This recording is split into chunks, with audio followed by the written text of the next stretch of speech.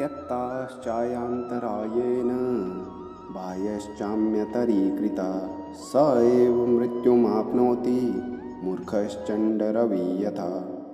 अर्थात अपने स्वभाव के विरुद्ध आचरण करने वाला, आत्मियों को छोड़कर परकियों में रहने वाला नष्ट हो जाता है।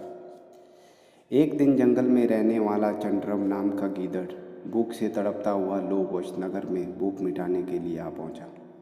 उसके नगर में प्रवेश करते ही नगर के कुत्तों ने भौंकते भौंकते उसे घेर लिया और नोच कर खाने लगे। कुत्तों से किसी तरह जान बचाकर चंड्रव भागा। भागते भागते जो भी दरवाज़ा पहले मिला उसी में घुस गया। वह एक धोबी के मकान का दरवाज़ा था।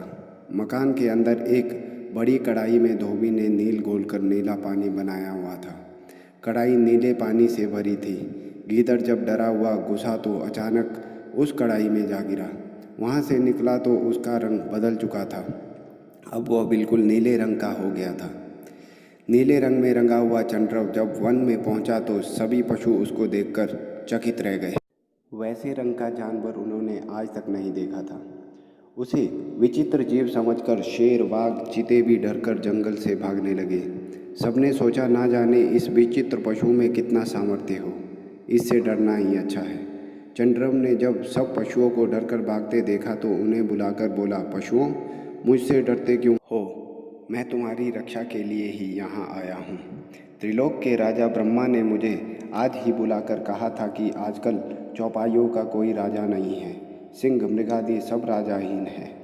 आज मैं तुम्हें उनका राजा बनाकर भेजता हूँ। तू वहाँ जाकर सबकी रक्षा कर, इसलिए मैं यहाँ आ गया हूँ।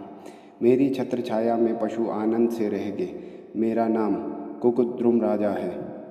यह सुनकर शेर, बाघ आदि पशुओं ने चंड्रव को राजा मान लिया और बोले, स्वामी, हम आपके दास हैं, आज्ञा पालक है, आगे से आपकी ही इच्छा का पालन करेंगे। चंड्रव ने राजा बनने के बाद शेर को अपना प्रधानमंत्री बनाया, बाघ को नगर रक्षक, भेड़िए को संतरी बनाया, अपने आत्मीय गीदड़ों को जंगल से बाहर निकाल दिया, उनसे बात भी नहीं की। उसके राज्य में शेर आदि जीव छोटे छोटे जानवरों को मारकर चंड्रव को भेंट करते थे। चंड्रव उनमें से कुछ भाग खाकर शेष अपने नौकर चाकरों को बांट देता था। कुछ दिन तो उसका राज्य बड़ी शांति से चलता रहा, किंतु एक दिन बड़ा अनर्थ हो गया। उस दिन चंड्रव को दूर से गीदड़ों की किलकारियाँ सुनाई दी। उन्हें सुनकर चंड्रव का रोम रोम खिल उठा।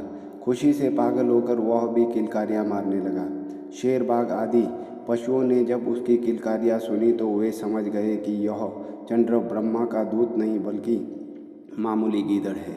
अपनी मूर्खता पर लज्जा से सिर झुकाकर वे आपस में सलाह करने लगे, इस गीदड़ ने तो हमें खूब मूर्ख बनाया, इसे इसका दंड दो, इसे मार डालो। चंड्रव ने शेर, बाघ आदि की बात सुन ली। वह भी समझ गया कि अब उसकी पोल खुल गई है, अब जान बचानी कठिन है, इसलिए वह वहाँ से भागा। किंतु शेर के पंजे से भागकर कहाँ जाता। एक ही छलांग में शेर ने उसे दबोचकर खंड खंड कर दिया।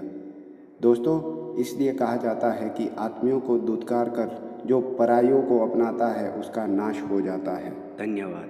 जय तु संस्कृतम, जय तु भारतम।